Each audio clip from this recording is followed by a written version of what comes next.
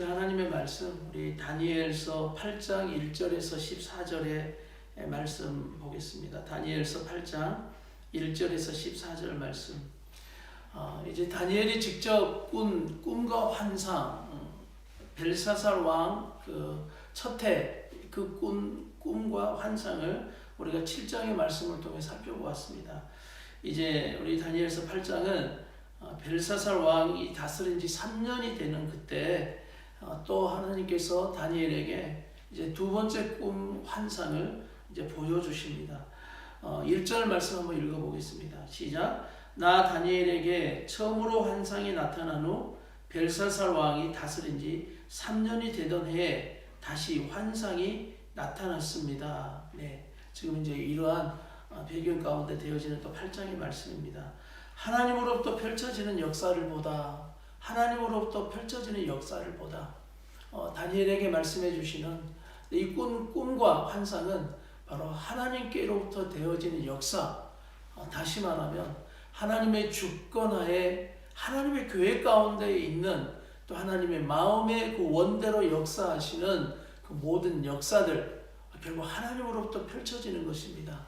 그 역사를 다니엘에게 꿈과 환상으로 말씀해 주시는 것입니다. 특별히 다니엘서의 말씀이 좀 어려울 수 있습니다. 또 해석도 좀 어려울 수 있는데, 왜냐하면 다니엘서 이 말씀에 하나님께서 주시는 이 꿈과 환상이 예언은 이 역사는 구약과 신약의 중간기이기 때문입니다. 구약과 신약에 펼쳐지는 성경에는 그 역사가 기록되어지지 않는 그 중간기, 말라기서 이후에 기록되지 않는 신약 성경, 이제 복음서에 가기까지 중간기 한 400년의 기간이 있는데, 그 400년의 기간을 다니엘을 통해서 하나님께서 꿈과 환상을 통해 미리 보여주신 역사입니다. 그러니 대단하지 않습니까? 하나님께서 미리 이렇게 역사를 중간기에 보여지지 않는 그 역사를 미리 다니엘을 통해서 말씀해 주셨습니다.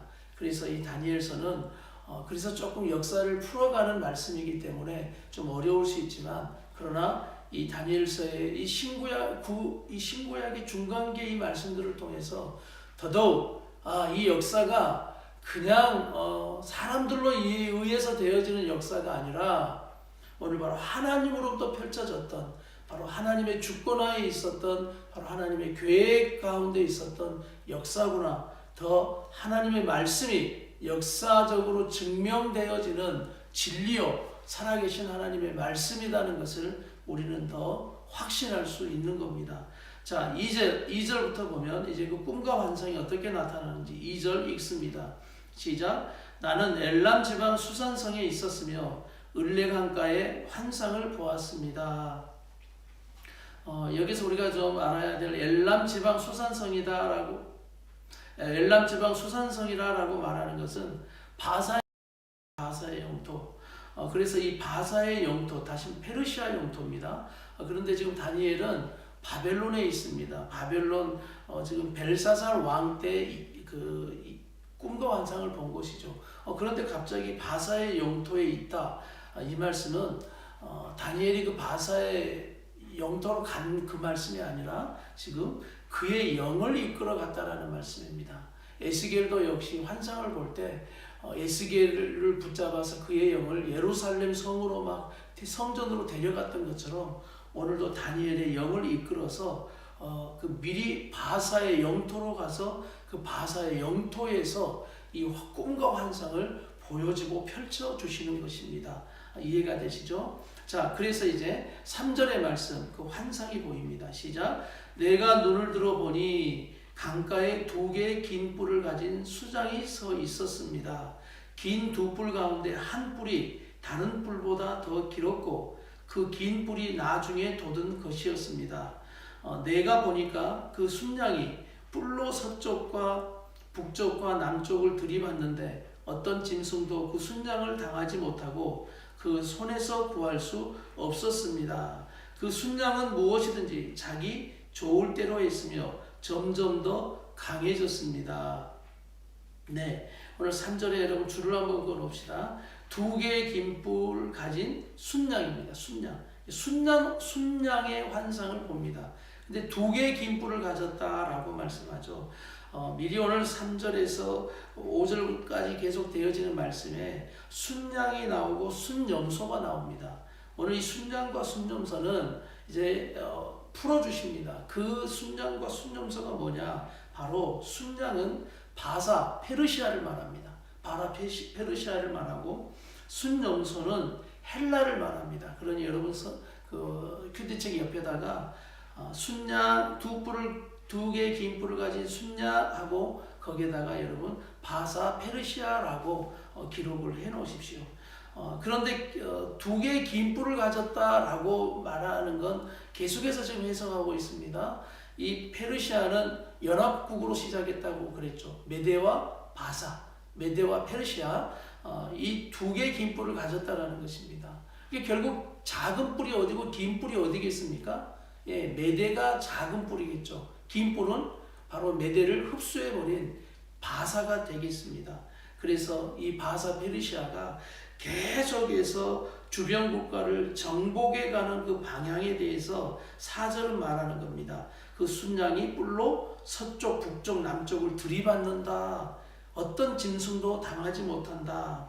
그 순양은 무엇이든지 자기 좋을 대로 했으며 점점 강해졌다. 그만큼 힘있게 정복해 나갔다 그 말씀이에요. 자, 그런데 5절을 보십시오.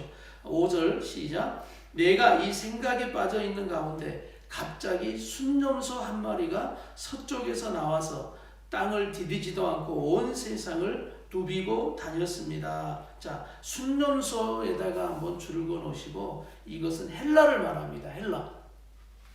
바사, 순양은 바사를 말하고 오늘 순염소는 헬라를 말하죠. 그래서 헬라라고 기록을 해 놓으십시오. 그러면 우리가 헬라 제국이 나오면서 첫 번째 환상 속에서도 헬라의 특징에 대해서 이미 하나님께서는 말씀해 주셨죠. 오늘 이 5절의 말씀도 5절에서 8절의 말씀도 헬라에 대한 말씀을 구체적으로 하고 있는 것입니다. 우리 계속해서 한번 읽어보겠습니다. 다시 한번 5절. 내가 이 생각에 빠져 있는 가운데 갑자기 순염소 한 마리가 서쪽에서 나와서 땅을 디디지도 않고 온 세상을 누비고 다녔습니다. 땅을 디딜 시간도 없을 만큼 빠르게 땅을 디디지도 않고 온 세상을 누비고 다녔습니다. 헬라는 그만큼 빨랐다라고 이야기했죠. 계속 그 순염소의 두 눈 사이에는 눈에 띄게 큰 뿔이 하나 있었습니다. 이 큰 뿔에다가 동그라미를 하겠습니다. 그리고 그 옆에다가 알렉산더라고 적어 놓으시면 돼요. 왜? 헬라 제국의 왕이 누구였냐면 이 알렉산더 대왕이었습니다. 알렉산더 왕이었습니다. 그래서 그것을 큰 뿔이다라고 표현합니다. 이제 뒤에 성경이 풀어주십니다. 계속해서 다니엘서는 그 말씀을 풀어주십니다. 계속 6절 읽습니다. 시작. 그 순염소는 강가에서 본 두 뿔 달린 순양에게로 다가가서 크게 화를 내며 순양을 들이받았습니다. 이런 묘사를 통해서 바로 헬라가 바사를 들이받아 이제 이긴다, 승리한다라는 말씀, 정복한다라는 말씀이에요. 7절. 순염소는 더욱 화를 내며 순양을 공격하고 그 두 뿔을 부러뜨렸습니다. 순양은 순염소를 이길 힘이 없었습니다. 순염소가 순양을 땅에 내리치고 발로 질밟았지만 아무도 순양을 그 손에서 구해줄 수 없었습니다. 네, 결국 헬라가 바사를 이기고 정복한 모습. 그래서 바사는 헬라를 이길 수 없었다라고 오늘 성경은 이미 하나님으로부터 펼쳐지고 하나님의 주권 안에 있는 이 역사, 이 계획을 하나님께서 말씀해 주고 계시는 것입니다. 자, 8절 계속해서 그 순염소는 점점 강해졌습니다. 힘이 세질 대로 세지더니 그 큰 뿔이 부러져 버렸습니다. 아까 큰 뿔이 뭐라고 했죠? 큰 뿔이 또 알렉산더라고도 말씀했죠. 그 힘이 세질 대로 세더니 큰 뿔이 부러져 버렸다. 알렉산더가 부러져 버렸다, 죽어버렸다라는 말씀이죠. 그리고 보세요. 그리고 그 자리에 뚜렷한 4개의 뿔이 돋아 4방향으로 자랐습니다. 우리는 계속해서 헬라에 대해서 말씀할 때 헬라의 알렉산더가 빠르게 땅을 오늘 디딜 시간도 없을 만큼 온 세상을 누비고 다니면서 이 헬라 제국을 이루어냅니다. 그런데 갑자기 이 알렉산더는 열병으로 죽습니다. 그 병 하나에 이겨내지 못하는 인간이죠. 그래서 그 큰 뿔이 부러져 버렸다. 그러면서 나라가 4개로 분열돼 버렸다고 계속 말했죠. 그래서 헬라 제국은 알렉산더 대왕 이후에 4개로 분열되어져 버립니다.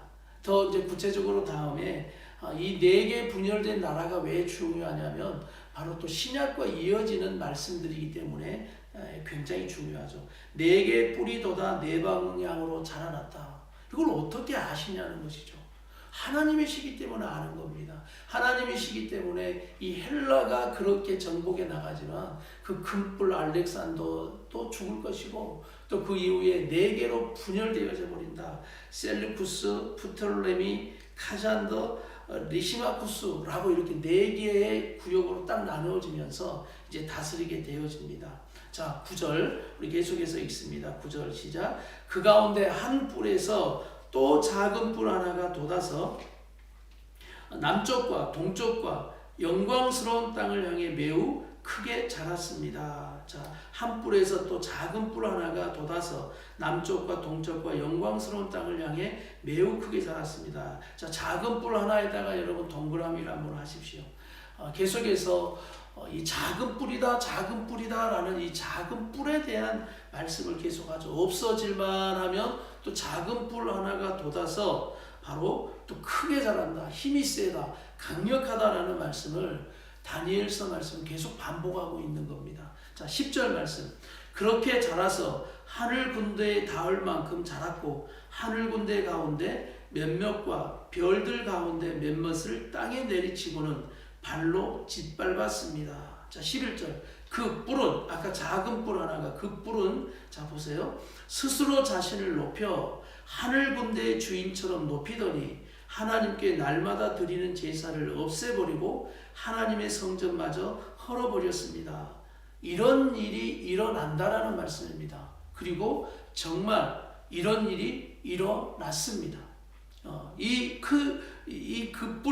그 뿔 11절 다시 한번 스스로 자신을 높인다. 두 번째 하늘 군대의 주인처럼 높인다. 하나님처럼 행세하는 오늘 이 적그리스도처럼 오늘 행세하고 있죠. 그 다음 하나님께 날마다 드리는 제사를 어떻게 합니까? 없애버렸다. 또 그리고 하나님의 성전마저 헐어버렸다. 12절 그 뿔로 인해 백성들은 죄를 범했고 백성들은 그 뿔에게 날마다 뭐합니까? 하나님처럼 그 뿔 앞에 제사를 드린다. 진리는 땅에 떨어졌고 그 뿔이 하는 일마다 잘됐다. 이것이 바로 적그리스도의 모습이죠. 그런데 이 작은 뿔 하나가 돋았다. 그 뿔 11절에 그 뿔하고 여러분 옆에 빈칸에다가 연결해서 바로 안티오쿠스 에피파네스라고 한번 적어 놓으십시오. 안티오쿠스 에피파네스 적어 놓으시고 또 이 왕을 보통 어떻게 지칭하냐면 안티오쿠스 4세라고 지칭합니다. 정말 아까 4개 헬라는 4개로 나눠져 버렸다고 했죠. 이 4개의 뿔 중에서 작은 뿔 하나가 강력하게 일어났던 그 왕, 그리고 이스라엘을 침범해서 이스라엘을 박해하고 하나님의 성전을 이처럼 모독하고 이 하나님의 성전에다가 제우스 신전을 세워놓고 그 앞에 여러분 하나님 앞에 예배드리지 못하게 하고 그 앞에 성경이 그만 부정한 돼지를 우상 앞에 드리고 돼지 피를 성전에다가 뿌리는 이러한 결국 이때는 포로가 귀환되어져서 하나님의 성전을 막 회복했잖아요. 스룹바벨 성전, 그래서 스룹바벨을 통해서 성전을 회복하고 또 그랬지만 결국 이 하나님의 성전은 계속해서 이렇게 이방인들을 통해서 핍박받았던 겁니다. 그 가운데 오늘 바로 이 셀루쿠스 왕조, 4개 분열된 그 왕조 중에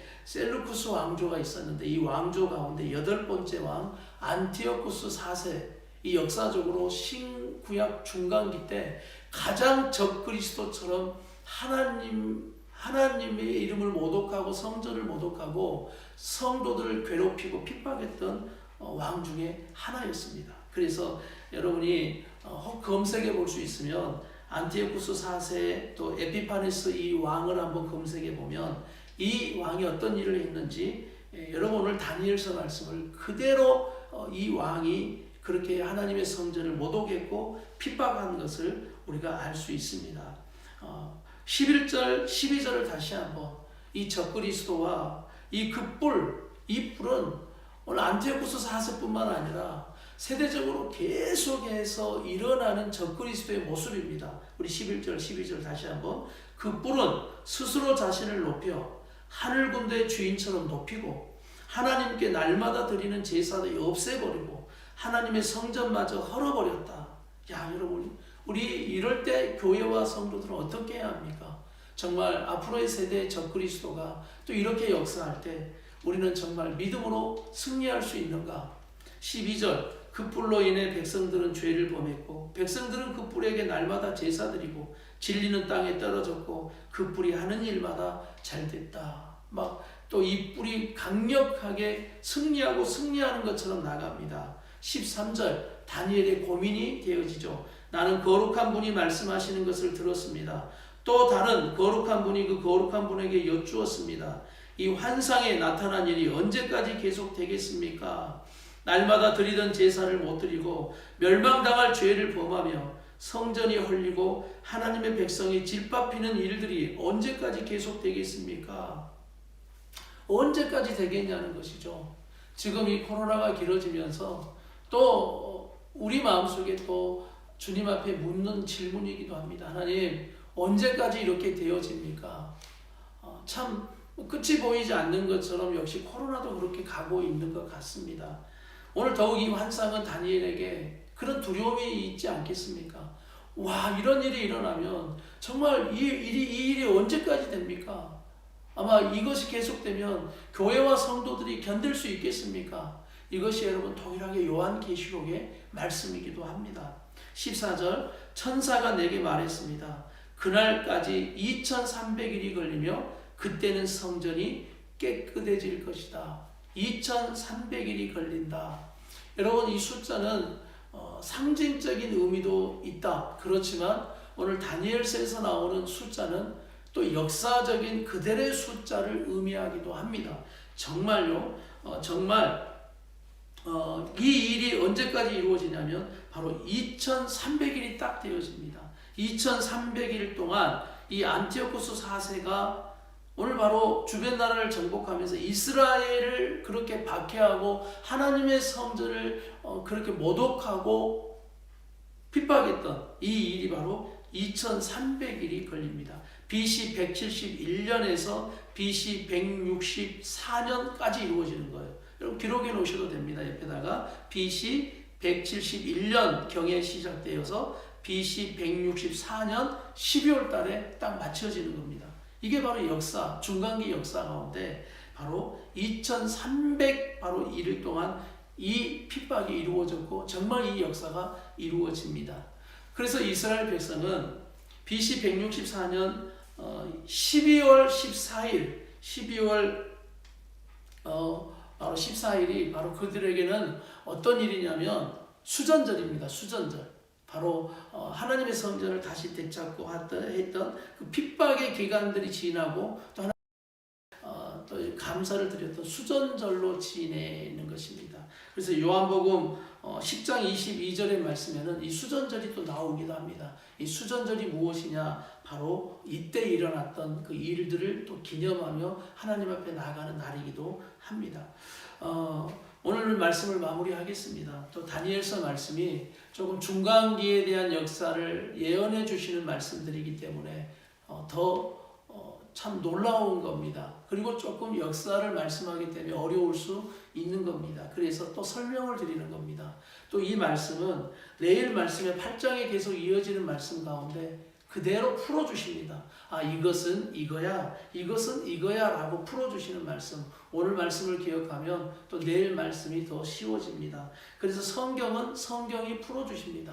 하나님의 말씀은 하나님의 말씀이 뒤에 조금 더 우리가 인내하고 읽으면 그대로 해석해주고 또 요한계시록에 이어주면서 이 말씀이 더더욱 이해가 되는 것입니다. 오늘 말씀을 저는 시편의 말씀으로 결론 짓고 싶습니다. 결국 시편의 말씀에서 고백되어지는 게 여러분 보십시오. 뿔 이야기를 계속하는데 우리가 이 뿔에 속으면 안 돼요. 이 뿔이 또 힘이 세고 강력하다고 두려워해서도 안 됩니다. 왜냐하면 우리에게 진짜 뿔, 권세, 힘 이것이 무엇이냐? 자, 시편 18편 2절 말씀을 제가 읽겠습니다. 여호와는 나의 반석이시요 나의 요새시요 나를 건지시는 이시요 나의 하나님이시요 내가 그 안에 피할 나의 바위시요 나의 방패시요 나의 구원의 뿔이시요 나의 산성이시로다. 할렐루야. 우리를 구원하시고 우리를 인도하시고 결국 이 모든 것을 다스리고 통치하시는 하나님의 주권, 구원의 뿔, 그 구원의 뿔이 누구냐는 겁니까? 바로 적그리스도, 이 세상의 왕국, 세상의 권세 아니다. 사단, 그가 권세를 줘서 막 휘두르지만 결국 그들의 뿔이 강력한 뿔이 아니라 우리 구원의 뿔, 강력한 뿔은 우리 하나님이심을 믿습니다. 우리 성도들의 구원의 뿔, 강력한 뿔은 우리 하나님이십니다. 또 이런 말씀이 있어요. 시편 132편 17절입니다. 시편 132편 17절 말씀을 한번 읽어드리겠습니다. 내가 거기서 다윗에게 뿔이 나게 할 것이라 내가 내 기름 부음 받은 자를 위하여 등을 준비하였도다.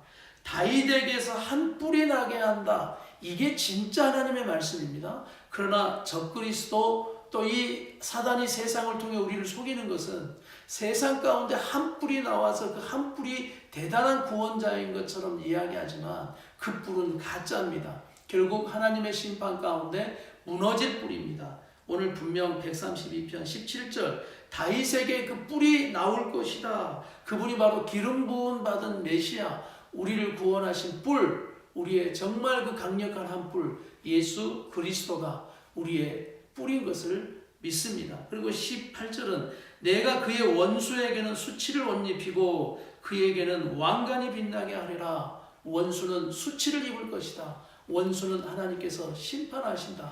그 모든 것이 하나님의 주권 가운데 있습니다. 우리는 승리할 하나님의 백성들이며 결국 영원한 하나님의 나라의 백성들인 것을 믿습니다. 오늘도 우리가 믿음으로 또 승리하고 하나님과 함께 동행하는 귀한 복된 날이 되기를 원합니다. 기도하겠습니다.